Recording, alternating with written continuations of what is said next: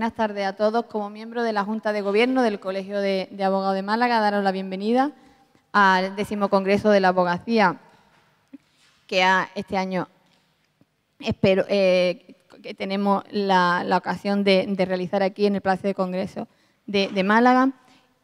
Concretamente, en la ponencia que estamos ahora mismo, como todos, en la ponencia del Tribunal Arbitral de Málaga, simplemente el estar aquí, por mi parte, lo que quiero es darle la bienvenida a los ponentes, sobre todo a los dos ponentes que se desplazan, tanto del Colegio de Abogados de Madrid como el compañero del Tribunal Arbitral de Barcelona, y para que dar esa bienvenida como miembro de la Junta de Gobierno, y simplemente nada más que pasarle a ellos ya el testigo, porque estamos de tiempo fatal, y que sea fructífero para todos vosotros esta ponencia.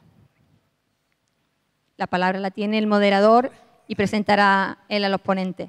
Reitero las buenas tardes y bienvenidos a esta primera mesa redonda de las dos programadas para este congreso por el Tribunal Arbitral de Málaga, en la que nos vamos a hablar, es decir, cómo ser árbitro y cómo actuar de árbitro, en la que vamos a contar con 3 compañeros, 3 abogados expertos en arbitraje.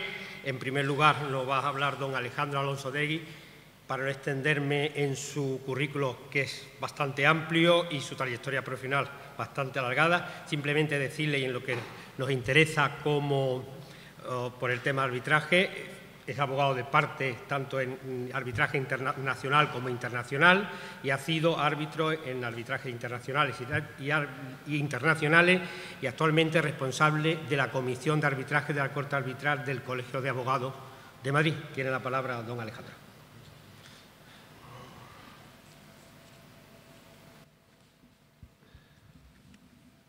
Muchísimas gracias, Paco. Yo, en primer lugar, pues agradeceros a todos, darnos la oportunidad al Colegio de Abogados de Madrid de estar aquí con todos vosotros, y a mí en particular, para poder hablar un poquito de arbitraje, lo que no siempre es fácil.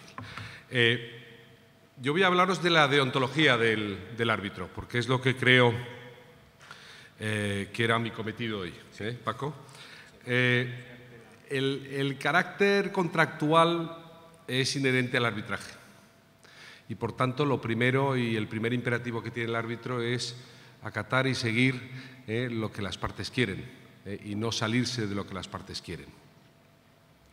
Ahí radica el origen y el fundamento de su misión. Pero más allá de ese imperativo, tiene la deontología un resumen que yo creo que cabe en 4 palabras. La imparcialidad, la diligencia, la capacidad, el sentido de la justicia y la confidencialidad. Y yo lo que voy a intentar aquí es daros 4 pinceladas de mi experiencia en ese sentido y de lo que yo creo que es y debería ser el contenido de cada una de esas palabras que acabo de enunciar. La imparcialidad. La imparcialidad nos dice el artículo 17 de la Ley de Arbitraje vigente que todo árbitro debe ser y permanecer durante el arbitraje independiente e imparcial. Y en todo caso que no podrá mantener con las partes relación personal, profesional o comercial alguna. El reglamento de la Cámara de Comercio Internacional y el de otras muchas instituciones arbitrales conocidas y de prestigio contienen este mismo precepto. Dicho esto, para mí la principal obligación deontológica, más allá de la independencia del árbitro, es la imparcialidad. La imparcialidad que yo... ¿por qué? Porque entiendo que la independencia es una garantía de esa imparcialidad. Nadie ni nada puede dispensar al árbitro de ser imparcial. Vincula a todos ellos, incluso cuando estamos hablando de un colegio arbitral, que forman parte de ese colegio arbitral por haber sido designados por una de las partes. La independencia, por tanto, y el mantenimiento de las relaciones al que nos referíamos es una garantía necesaria de esa imparcialidad. La jurisprudencia, la sentencia en concreto de la Audiencia Provincial de Madrid, que he consultado estos efectos, del 13 de junio del año 2007, entiendo que define muy bien estos 2 conceptos. Uno de ellos es objetivo, el de independencia, es verificable. Todos podemos saber si hemos tenido o no relación con las partes. El otro es subjetivo, el otro entra dentro del ámbito ético, es esencial, es primordial. Forma parte de lo que nosotros vamos a tener que analizar desde nuestro foro interno y aplicar de manera estricta para ser árbitros de verdad. La independencia se puede dispensar, no la imparcialidad. Me explico. Un árbitro puede tener relaciones con las partes y puede haberlas tenido y puede tenerlas en el futuro. Lo importante es que las partes lo sepan y eso deben saberlo antes, durante y en todo momento del proceso. Y eso parece que es algo que no siempre encaja y que da lugar a muchas contiendas o conflictos futuros en materia de anulación de laudos. Circunstancias que no se conocían o que las partes no conocían en un momento dado y que las conocen más tarde sin que nadie se las haya revelado, pueden ser motivo de anulación de un laudo. Nuestra jurisprudencia, yo diría que desgraciadamente es más restrictiva que lo es fuera de o más allá de nuestras fronteras en materia de anulación de laudos por falta de independencia. Hay supuestos que para mí son bastante claros de falta de independencia donde nuestros jueces han estimado que no procedía la anulación de un laudo. Un caso concreto, por ejemplo, el de una persona cuyo hijo trabajaba en un hotel que fue despedido en un hotel de la parte contraria y que fue despedido por esa misma parte, y la misma parte que había despedido al hijo de ese árbitro invoca la falta de imparcialidad diciendo, oiga, seguramente me habrá puesto una sentencia o un laudo desfavorable porque yo despedí a su hijo. Para mí es un motivo y eso debería haberse revelado o ser conocido, y no se reveló. La parte que invocó eso intentó o pretendió la anulación del laudo y la audiencia le contestó diciendo, oiga, usted debía saber perfectamente ese hecho porque, claro, pero es un hecho. El conocimiento bastaba a la audiencia para decir no acepto la anulación de ese laudo. Todo tiene su crítica y seguramente todo tiene su argumentario. La verdad es que no sé si ese árbitro era, desde el momento en que despidieron a su hijo, plenamente independiente. En todo caso, nos lo podemos plantear. No basta serlo, hay que aparentarlo, y eso es, en mi opinión, lo que tiene que ser un árbitro. Por tanto, el árbitro puede ser nombrado por alguna de las partes, puede tener relación con alguna de las partes. Su nombramiento solo es válido si se ha comunicado previamente la existencia de esas relaciones. En otro caso, puede estar viciado de nulidad. Y es obligación primordial, deontológica, del árbitro no aceptar el nombramiento si considera que no tiene independencia o la imparcialidad necesaria o si estima que las circunstancias pueden hacer lugar que una de las partes pues incline la balanza. La diligencia del árbitro es un punto importante. No, perdón, antes de terminar, si me permitís, con la independencia y la imparcialidad. Un caso concreto es el de los grandes bufetes de abogados actualmente, las famosas murallas chinas. Quería hacer un pequeño comentario. Es complicado hoy, en un mundo tan globalizado, que una persona especializada en arbitraje en un despacho de abogados multinacional no tenga de entre la clientela o relaciones de ese bufete en algún momento no haya o haya dejado de tener algún tipo de relación con el cliente que le designa o con la parte que le designa.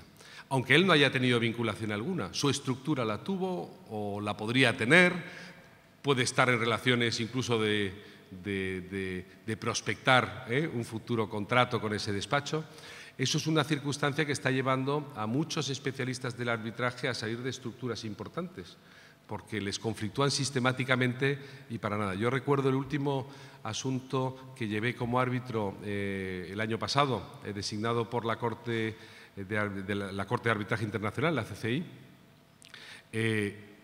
Si os enseño el disclosure que llamamos, la revelación que tuve que hacer, que tenía 2 páginas, acerca de los potenciales riesgos que podría haber, y para que las partes lo conocieran, fue un dolor de cabeza tremendo. Y desde luego ninguna de esas relaciones yo entendía que podía afectar en modo alguno ni a mi independencia ni a mi imparcialidad. Pero pese a ello hay que hacerlo, porque más allá de nuestras fronteras incluso esas circunstancias pueden llevarnos a una responsabilidad incluso penal del árbitro. lo que todavía en España no sucede. La diligencia, y voy rápido, porque intentaré ceñirme al tiempo que se me ha impartido. El árbitro debe estar en disposición de dictar el laudo en los plazos que se le marcan.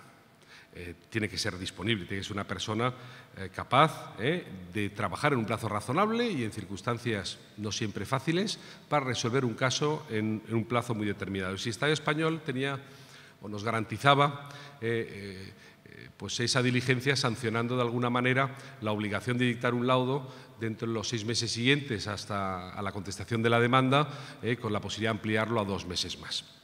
Luego, eso tuvo una modificación, por la cual se decía que si el hecho de, salvo pacto entre las partes, el hecho de no dictar el laudo en el plazo establecido no viciaba ni el compromiso arbitral ni el laudo que se dictara, sin perjuicio de la responsabilidad en que pudieran incurrir los árbitros. Personalmente, eso siempre ha gustado a los aficionados al arbitraje, a las empresas que se ciñen al arbitraje, porque consideran que es un proceso rápido y así va todo muy bien. Al mismo tiempo, yo creo que eso deja también perplejo de alguna manera al que desea una resolución justa. Hay veces que los plazos son imposibles de mantener. Yo hubiera sido mucho más favorable a no establecer plazo, a permitir a las partes acudir a la jurisdicción para poder solicitar una ampliación del plazo, al menos. Incluso la CCI, en su propio reglamento, puede, a instancias del tribunal arbitral, lógicamente siempre motivando la decisión que hace que solicites esa prolongación, o incluso de oficio, prolongar el plazo para el dictado del laudo, lo que me parece algo razonable y que, de hecho, sistemáticamente la Corte de Arbitraje, la CCI, hace por la experiencia que tengo con ella.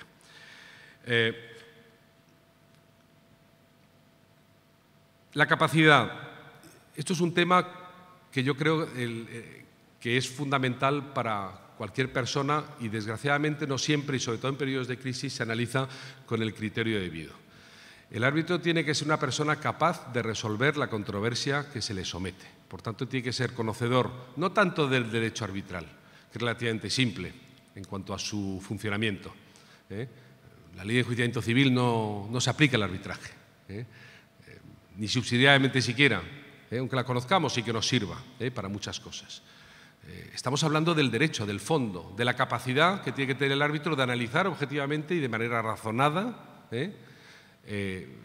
la controversia que se le somete. Y no todo el mundo tiene capacidad, ni todo el mundo sabe de todo.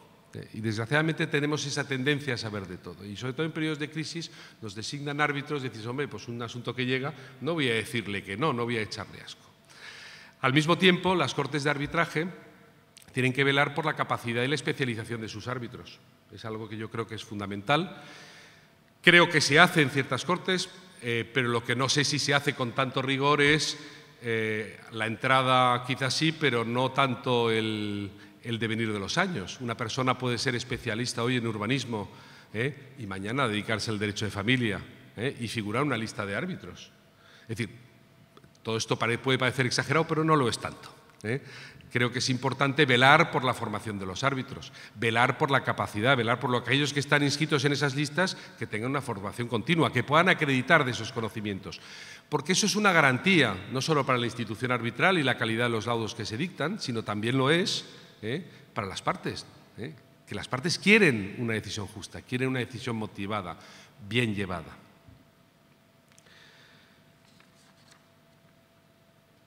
Por tanto, lejos de los formalismos, la capacidad.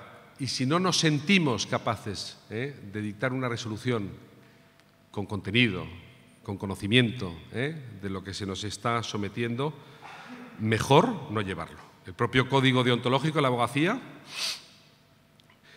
Europea nos dice: el abogado no aceptará ningún asunto si no se considera o no debiera considerarse a sí mismo competente para llevarlo. Forma parte, es inherente a nuestra propia deontología como abogados. Es verdad que cuando actuamos con árbitros no somos abogados, somos árbitros, pero deja de ser cierto que es algo que es consustancial a lo que hacemos todos los días. No creo que llevásemos un asunto en un despacho sin saber por dónde empezar. Nos habrá sucedido alguna vez, pero no es No es lo normal, y menos aún en asuntos donde se discuten cuestiones que son esenciales y de las cuales pende a lo mejor muchas veces el futuro de una de las partes. El otro día estaba en una sesión organizada, una sesión de formación de arbitraje, y estaba el director del Servicio Jurídico de Avantia, que es una empresa, como sabéis, que se dedica bueno, está en el sector naval, construye barcos, y entonces ellos, es una empresa del Estado, forma parte de ASEPI, y ellos lo que hacen es proponer sus cláusulas, las cláusulas de arbitraje, porque les conviene, ellos consideran que es algo rápido, que es algo eficaz, etc. Y la pregunta que se le hacía y que se le hizo a la gente del foro era: ¿y qué desventajas le ve usted al arbitraje? Y dice: le veo desventajas cuando el árbitro designado no es una persona que conoce de mi sector. Nuevamente, vuelvo a la capacidad, es fundamental. Es un vocabulario, es un modo de hablar, es una manera de hacer, es un sector específico y no todo el mundo sabe de construcción naval, por mucho que en España queramos saber de todo. El sentido de la justicia es obvio que un árbitro tiene que tener ese sentido, y la mejor manera de traducirlo es pronunciando una decisión justa. ¿Y cuándo pronuncia una decisión justa? Cuando otorga a las partes el derecho y la asistencia a poder defenderse correctamente, cuando los derechos de las partes se respetan a lo largo de todo el procedimiento. No puede un árbitro denegar esos derechos cuando una de las partes, por motivos económicos, y ha sucedido, no puede sufragar los costes del arbitraje. No basta, además, que la decisión sea justa, hay que explicar por qué es justa. Y lo es porque está motivada.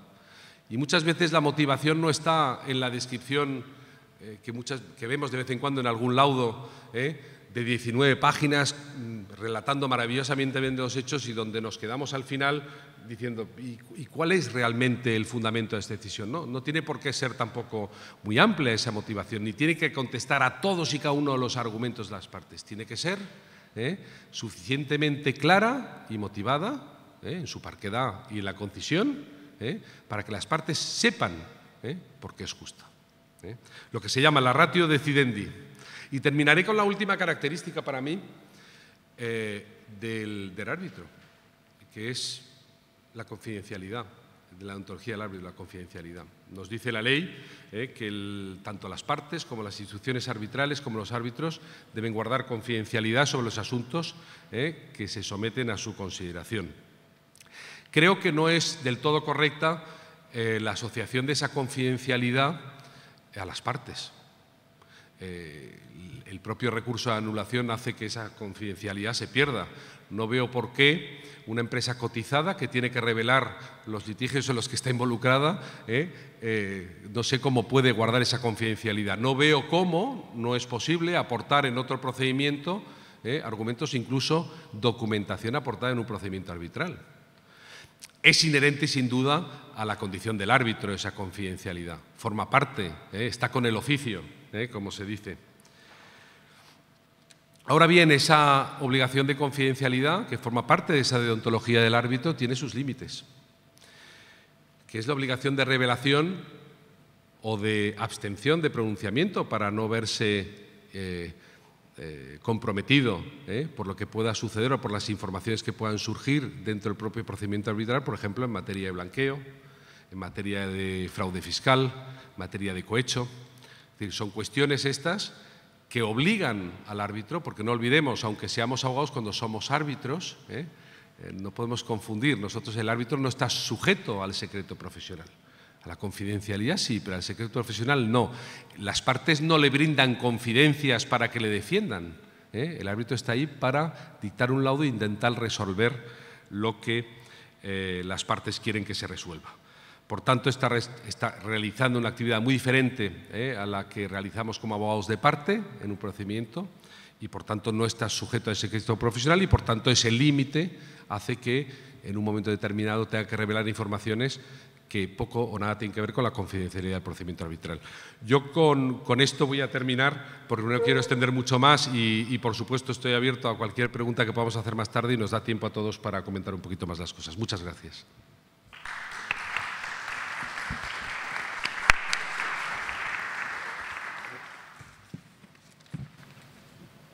Gracias, Alejandro. A continuación, don Jesús de Alfonso Olivé, igualmente con amplia trayectoria profesional. Me limitaré a decir en lo que respecta a nuestra materia, que es árbitro experto en Derecho Mercantil y desde 2009 presidente del Tribunal Arbitral de Barcelona. Nos va a hablar y nos va a deleitar con el tema de cómo ser árbitro y no morir en el intento.